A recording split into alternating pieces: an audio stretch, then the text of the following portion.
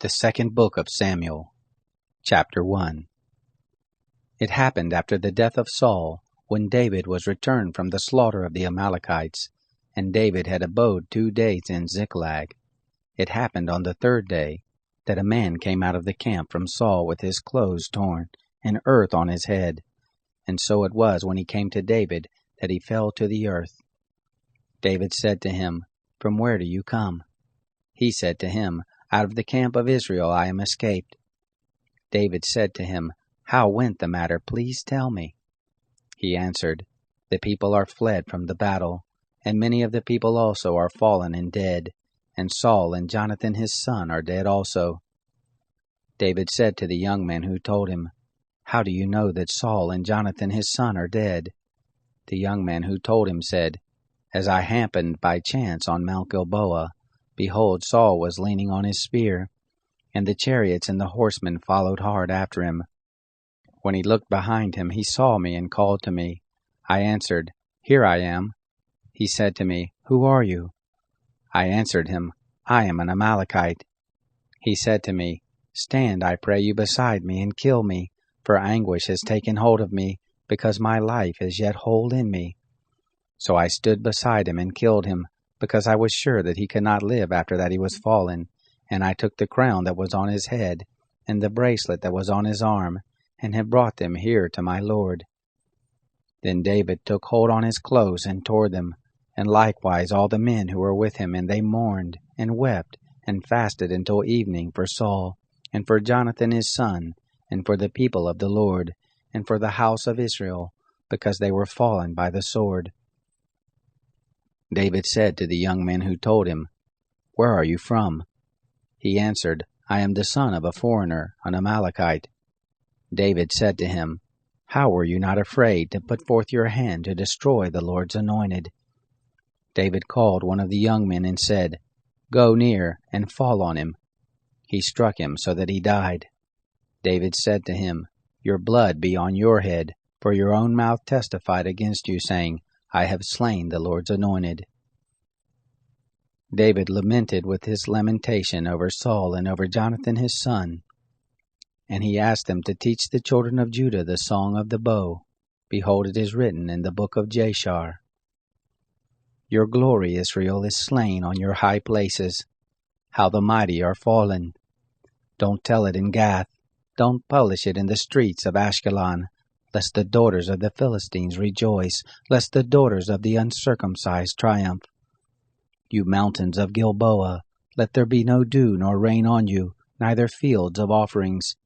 For there the shield of the mighty was vilely cast away, the shield of Saul not anointed with oil. From the blood of the slain, from the fat of the mighty, the bow of Jonathan didn't turn back, the sword of Saul didn't return empty. Saul and Jonathan were lovely and pleasant in their lives. In their death they were not divided. They were swifter than eagles, they were stronger than lions. You daughters of Israel, weep over Saul, who clothed you in scarlet delicately, who put ornaments of gold on your clothing. How are the mighty fallen in the midst of the battle? Jonathan is slain on your high places. I am distressed for you, my brother Jonathan. Very pleasant have you been to me. Your love to me was wonderful, passing the love of women. How are the mighty fallen? The weapons of war perished. Chapter 2. It happened after this, that David inquired of the Lord, saying, "Shall I go up into any of the cities of Judah?" The Lord said to him, "Go up." David said, "Where shall I go?" He said, "To Hebron." So David went there, and his 2 wives also, Ahinoam the Jezreelitess, and Abigail the wife of Nabal the Carmelite. His men who were with him David brought also, every man with his household, and they lived in the cities of Hebron. The men of Judah came, and there they anointed David king over the house of Judah. They told David, saying, "The men of Jabesh Gilead were those who buried Saul." David sent messengers to the men of Jabesh Gilead, and said to them, "Blessed are you of the Lord, that you have shown this kindness to your Lord, even to Saul, and have buried him. Now the Lord show loving kindness and truth to you, and I also will return this kindness to you, because you have done this thing. Now therefore let your hands be strong, and be valiant, for Saul your lord is dead, and also the house of Judah have anointed me king over them. Now Abner, the son of Ner, captain of Saul's host, had taken Ishbosheth, the son of Saul, and brought him over to Mahanaim. And he made him king over Gilead, and over the Asherites, and over Jezreel, and over Ephraim, and over Benjamin, and over all Israel. Ishbosheth, Saul's son, was 40 years old when he began to reign over Israel, and he reigned 2 years. But the house of Judah followed David. The time that David was king in Hebron over the house of Judah was 7 years and 6 months. Abner the son of Ner, and the servants of Ishbosheth the son of Saul, went out from Mahanaim to Gibeon. Joab the son of Zeruiah and the servants of David went out and met them by the pool of Gibeon, and they sat down, the one on the one side of the pool, and the other on the other side of the pool. Abner said to Joab, "Please let the young men arise and play before us." Joab said, "Let them arise." Then they arose and went over by number, 12 for Benjamin, and for Ishbosheth the son of Saul, and 12 for the servants of David. They caught every one his fellow by the beard, and thrust his sword in his fellow's side, so they fell down together. Therefore that place was called Helkath Hazorim, which is in Gibeon. The battle was very severe that day, and Abner was beaten, and the men of Israel before the servants of David. The 3 sons of Zeruiah were there, Joab, and Abishai, and Asahel. Asahel was light of foot as a wild gazelle. Asahel pursued after Abner, and in going he didn't turn to the right hand nor to the left from following Abner. Then Abner looked behind him and said, "Is it you, Asahel?" He answered, "It is I." Abner said to him, "Turn aside to your right hand or to your left, and lay hold on one of the young men and take his armor." But Asahel would not turn aside from following him. Abner again said to Asahel, "Turn aside from following me. Why should I strike you to the ground? How then should I hold up my face to Joab your brother?" However, he refused to turn aside. Therefore Abner, with the back end of the spear, struck him in the body, so that the spear came out behind him, and he fell down there and died in the same place. And it happened that as many as came to the place where Asahel fell down and died stood still. But Joab and Abishai pursued after Abner, and the sun went down when they were come to the hill of Ammah, that lies before Giah by the way of the wilderness of Gibeon. The children of Benjamin gathered themselves together after Abner, and became one band, and stood on the top of a hill. Then Abner called to Joab and said, "Shall the sword devour forever? Don't you know that it will be bitterness in the latter end? How long shall it be then before you bid your people return from following their brothers?"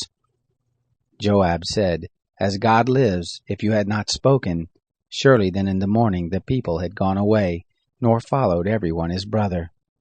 So Joab blew the trumpet, and all the people stood still, and pursued after Israel no more, neither fought they any more. Abner and his men went all that night through the Arabah, and they passed over the Jordan, and went through all Bithron, and came to Mahanaim. Joab returned from following Abner, and when he had gathered all the people together, there lacked of David's servants 19 men, and Asahel. But the servants of David had struck of Benjamin and of Abner's men, so that 360 men died. They took up Asahel, and buried him in the tomb of his father, which was in Bethlehem. Joab and his men went all night, and the day broke on them at Hebron. Chapter 3. Now there was long war between the house of Saul and the house of David, and David grew stronger and stronger, but the house of Saul grew weaker and weaker. To David were sons born in Hebron, and his firstborn was Amnon, of Ahinoam the Jezreelitess, and his second Chileab, of Abigail the wife of Nabal the Carmelite, and the third Absalom, the son of Maacah the daughter of Talmai king of Geshur, and the fourth Adonijah the son of Haggith, and the fifth Shephatiah the son of Abital, and the sixth Ithream of Eglah, David's wife. These were born to David in Hebron. It happened, while there was war between the house of Saul and the house of David, that Abner made himself strong in the house of Saul. Now Saul had a concubine, whose name was Rizpah, the daughter of Aiah. And Ishbosheth said to Abner, Why have you gone into my father's concubine? Then was Abner very angry for the words of Ishbosheth, and he said, Am I a dog's head that belongs to Judah? This day do I show kindness to the house of Saul your father, to his brothers and to his friends, and have not delivered you into the hand of David, and yet you charge me this day with a fault concerning this woman. God do so to Abner, and more also, if, as the Lord has sworn to David, I don't do even so to him, to transfer the kingdom from the house of Saul, and to set up the throne of David over Israel and over Judah, from Dan even to Beersheba. He could not answer Abner another word, because he feared him.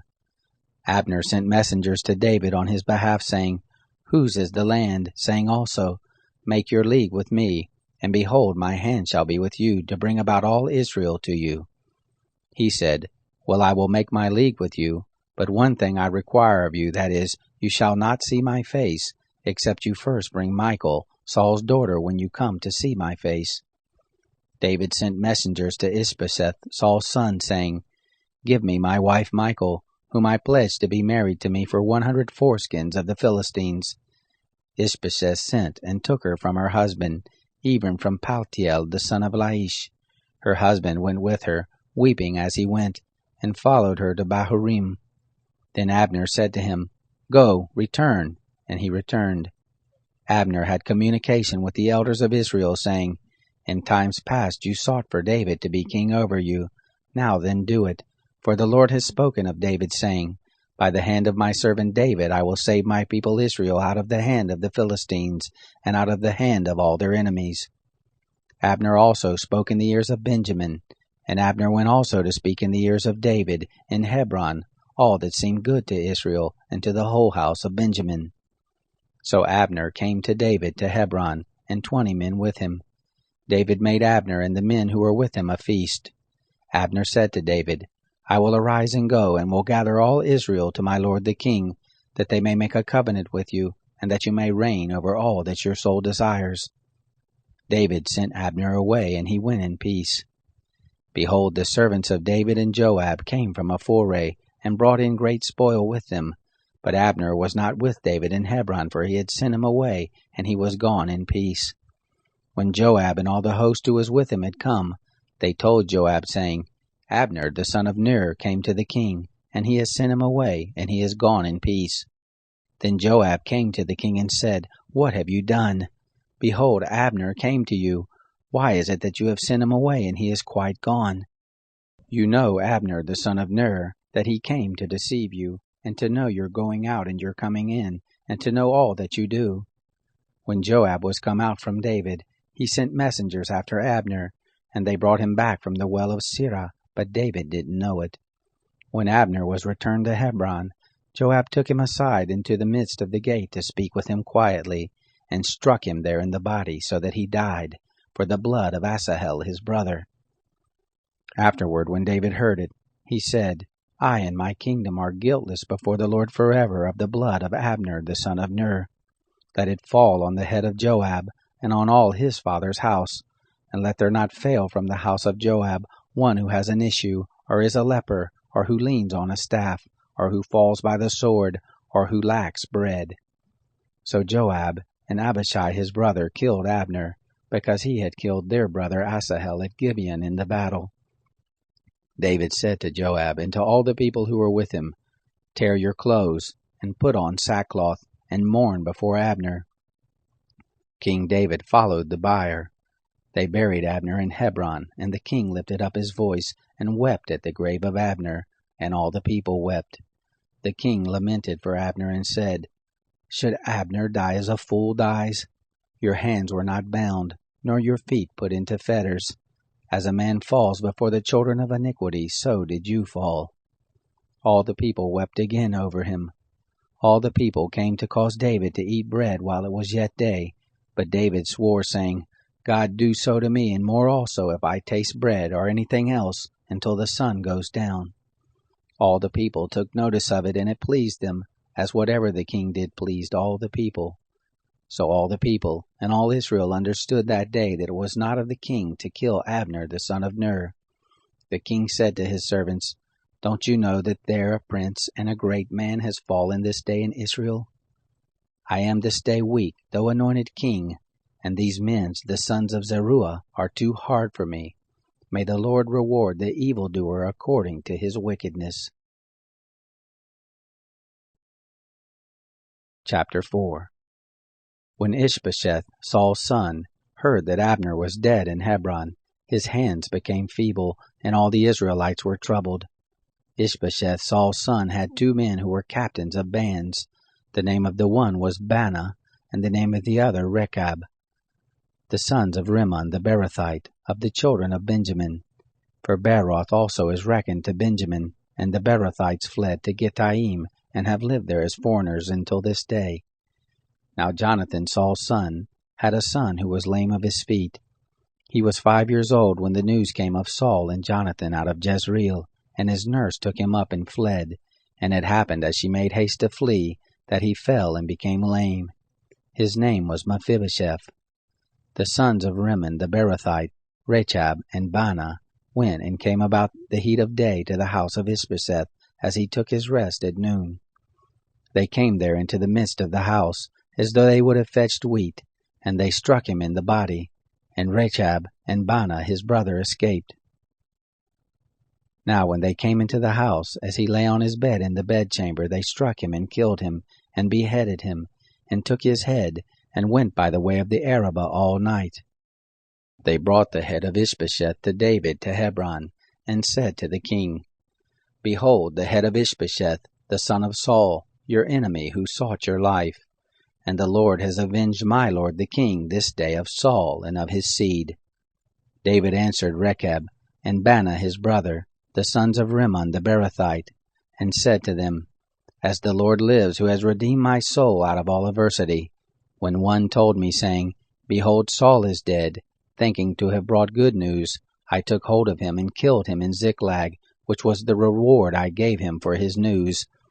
How much more, when wicked men have slain a righteous person in his own house on his bed, shall I not now require his blood of your hand, and take you away from the earth?" David commanded his young men, and they killed them, and cut off their hands and their feet, and hanged them up beside the pool in Hebron.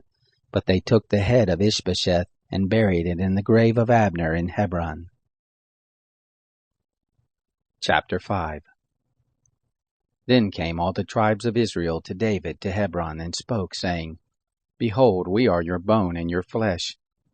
In times past, when Saul was king over us, it was you who led out and brought in Israel, and the Lord said to you, 'You shall be shepherd of my people Israel, and you shall be prince over Israel.'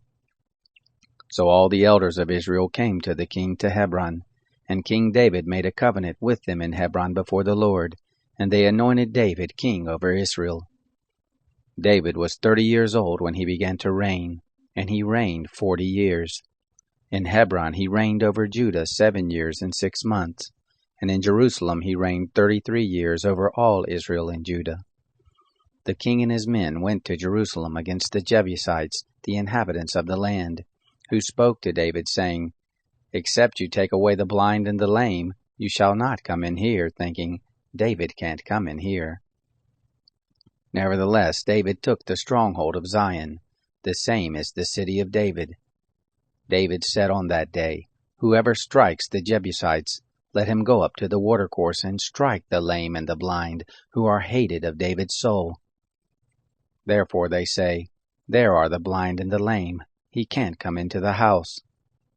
David lived in the stronghold and called it the city of David. David built round about it from Milo and inward.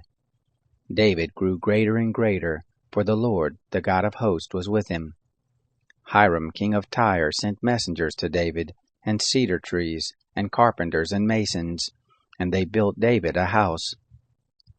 David perceived that the Lord had established him king over Israel, and that he had exalted his kingdom for his people Israel's sake. David took more and more concubines and wives out of Jerusalem after he was come from Hebron, and there were yet sons and daughters born to David. These are the names of those who were born to him in Jerusalem: Shammua and Shobab, and Nathan, and Solomon, and Ibhar, and Elishua, and Nepheg, and Japhia, and Elishama, and Elida, and Eliphalet. When the Philistines heard that they had anointed David king over Israel, all the Philistines went up to seek David, and David heard of it, and went down to the stronghold. Now the Philistines had come and spread themselves in the valley of Rephaim. David inquired of the Lord, saying, Shall I go up against the Philistines? Will you deliver them into my hand? The Lord said to David, Go up, for I will certainly deliver the Philistines into your hand. David came to Baal Perazim, and David struck them there, and he said, The Lord has broken my enemies before me like the breach of waters. Therefore he called the name of that place Baal Perazim. They left their images there, and David and his men took them away. The Philistines came up yet again and spread themselves in the valley of Rephaim. When David inquired of the Lord, he said, You shall not go up, but make a circuit behind them, and come on them over against the mulberry trees. It shall be, when you hear the sound of marching in the tops of the mulberry trees, then you shall stir yourself, for the Lord has gone out before you to strike the host of the Philistines. David did as the Lord commanded him, and struck the Philistines from Geba until you come to Gezer.